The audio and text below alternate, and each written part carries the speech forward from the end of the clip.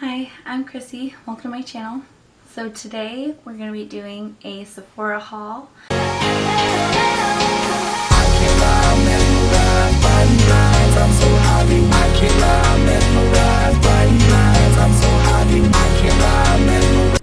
I recently went on a trip to a concert and there was a Sephora nearby.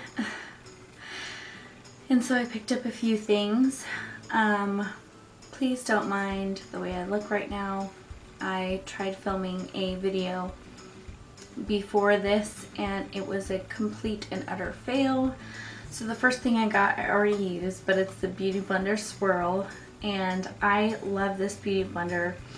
It is very similar to the light pink and the nude Beauty Blender in terms of how soft it is and how bouncy and how well it applies. I used it today and I think it is great. It's definitely more close to the texture of the nude Beauty Blender. I do feel like the different shades of the Beauty Blender for the most part are a little bit different in terms of the texture of the sponge.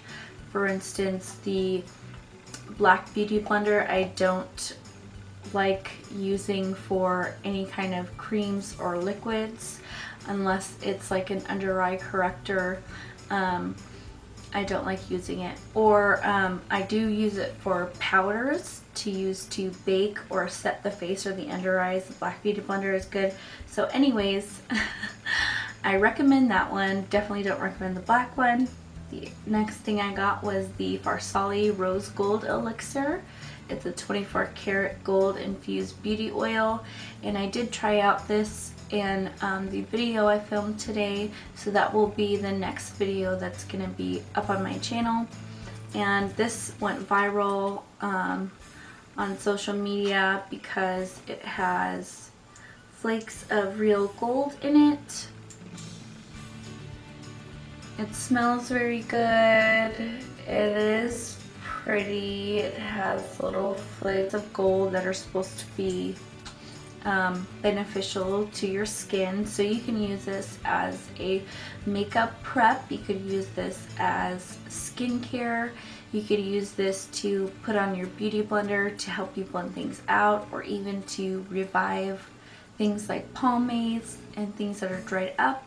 So yeah, I have a review coming soon on that. Then I have the Milk Makeup Cooling Water Stick. This I'm also reviewing in my video. And basically it is ultra cooling stick that soothes and invigorates, infused with natural seawater and caffeine. You can apply it around your eyes to depuff. You can apply it to your face, neck, and body to refresh. So yeah, check that out if you want to know a little bit more about this. This would be more, both of these items would be more suited for people with normal to dry skin, and this one especially if you have sensitive skin as well. I went ahead and picked up another thing from Milk Makeup. This is the Matcha Toner. It's a matcha infused solid gel toner stick. It revives and preps skin post-cleansing for purified pores and smooth hydrated skin with matcha tea, kombucha, and witch hazel. Tone and tighten the skin. Organic pear cactus elixir hydrates and calms.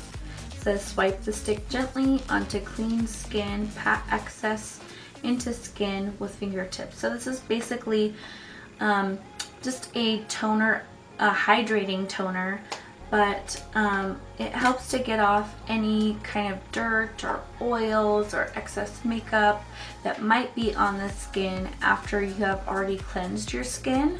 So this is a good option if you like something fast and just to get the job done, you know, and also if you're somebody who travels a lot, because this is TSA friendly. The next thing I picked up was the Dior Nude Skin Glowing Makeup with Sunscreen, and this is in the shade 110. I think it's a little bit too light for me, but this was the only shade they had. I actually wanted to pick up the Dior Forever foundation, and I for some reason just saw it and thought that this was the Forever foundation, and of course it isn't.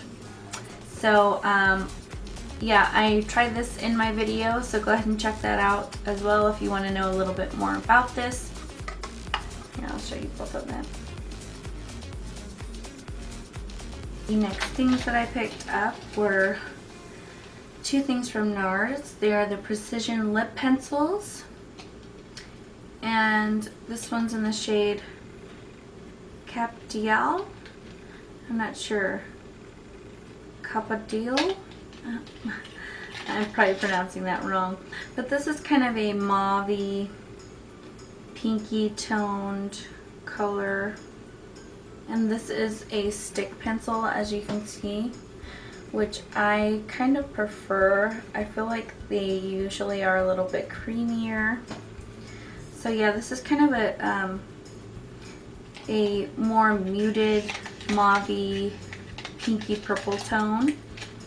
And then the other one is in the shade Venice. And this is a nude, kind of pinky brown tone color, which I'm really going to be liking for my new lipsticks. And they feel very creamy, but not like too creamy where they're going to feather out on your lips. I do have very thin lips, and I have some lines around my lips as well, so if I have a formula that's too creamy, it's going to bleed outside my lips, so I don't really like this. I like that it's creamy, but it's a little bit stiffer, not too stiff. It's just like perfect in between. So there are the two shades. The next thing I got was the cream lip stain from Sephora. This is in the color 23. Just look like a pretty kind of mauve-y, browny, deep nude shade. And that's from the Sephora brand. It feels very creamy and it is very opaque. The next thing I got was the Kat Von D Lovesick liquid lipstick. I love Kat Von D's liquid lipsticks. Some of the very light colors can be a tad bit patchy, but I find that most of them are very opaque and not patchy. They're very creamy, they're not too drying, they're very comfortable. So there's the Kat Von D Lovesick. Very pretty cool tone pink. Hourglass Vanish Seamless Finish Foundation Stick. Okay, we got it. This is in the shade Porcelain. I don't know why I got the effing shade Porcelain. Okay, in the winter I get no sun and I'm very pale. But in the summer, I get a lot more tan, and I forget that I'm this tan when I'm buying foundations, and I always buy them too effing light every time. Does anybody else have that problem? Please tell me somebody else does. So this is like definitely a winter shade for me. It is very light. It definitely feels very creamy. This is like one of the creamiest stick foundations I think I have ever felt. I haven't tried it on my skin, but I can tell that it's extremely creamy. I have quite a few high-end stick foundations, and this is just so creamy. So that's the shade there. It is very light, but it definitely feels creamy and easy to blend already. So I'm interested to see how that wears. I might still try it out just to see how it wears around the house before I order a new one or return it for a different shade, just to see if I actually like it. This is a Marc Jacobs Iconic palette in Scandalust.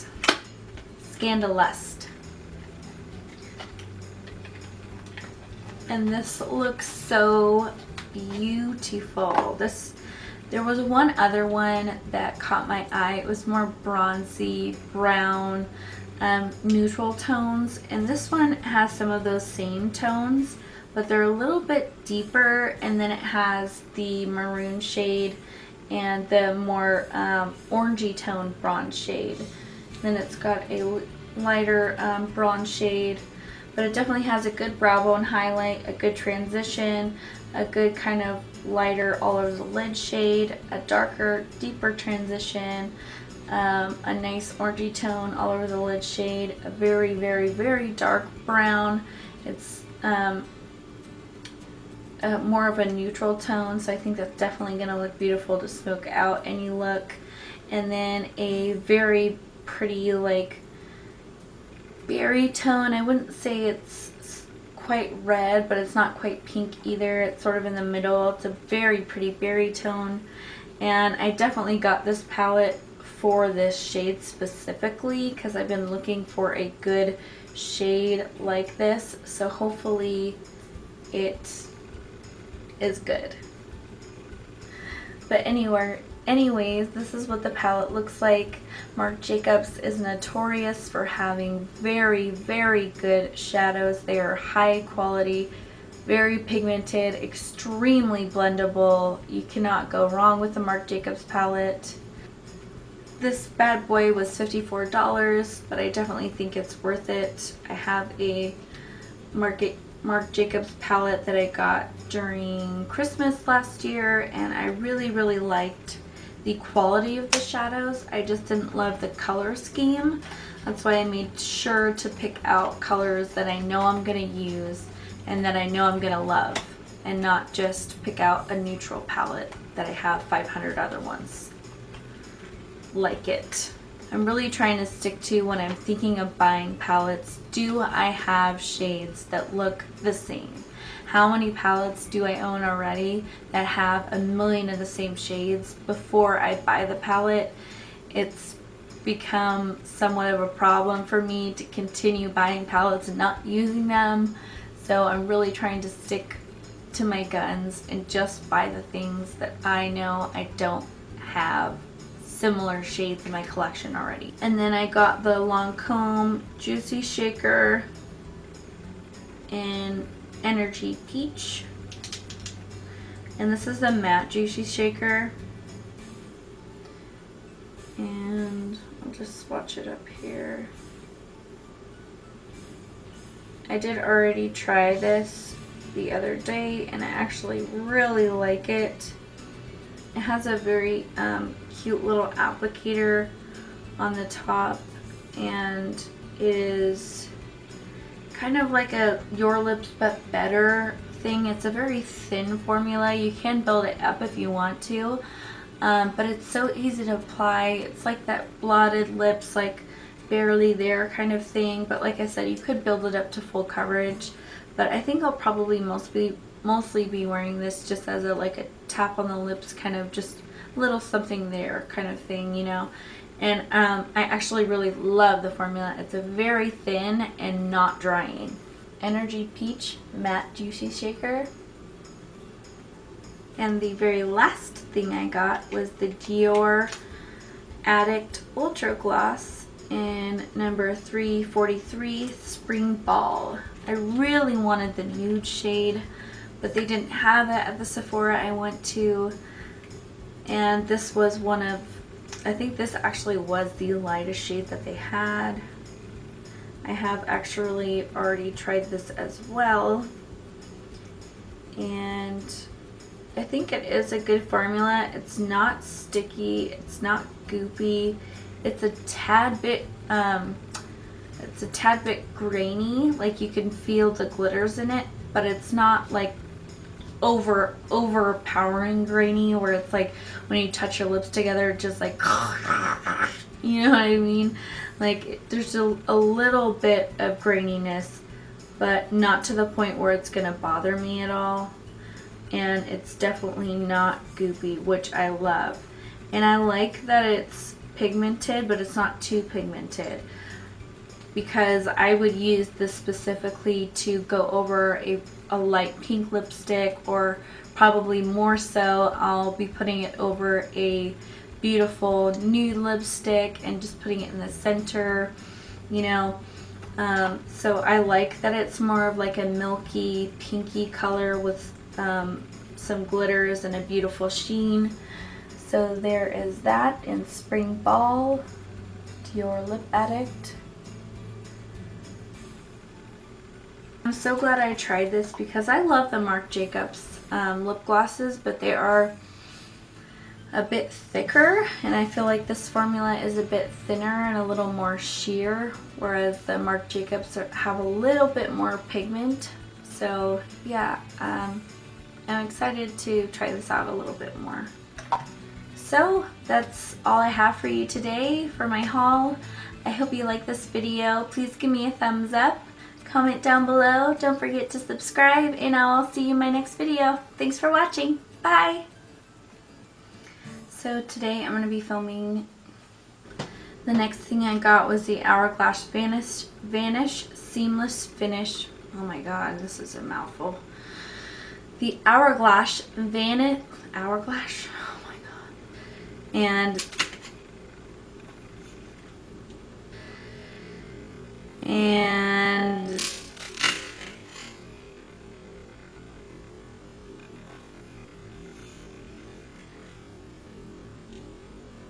oh my god, I can't believe I didn't scratch any of them or break this. Energy Peach Juicy Shaker, the matte Juicy Shaker. This is the Energy Peach. Oh my god. Then after that, I was so smart and thought, you know what? I'll try this new lipstick because my husband bought it for me a while ago and I've never tried it. But he said that he thought it would look pretty on me, so I was like, oh, I'll try it and, you know, show it to him. It's the Always On Liquid Lipstick Rouge in Girl Gang from Smashbox. Absolutely hate this lipstick. This formula is so thick, so streaky, so patchy. It was absolutely disgusting. It got all over my mouth. I had to cover it up with another lipstick and it still looks like shit. So I do not recommend.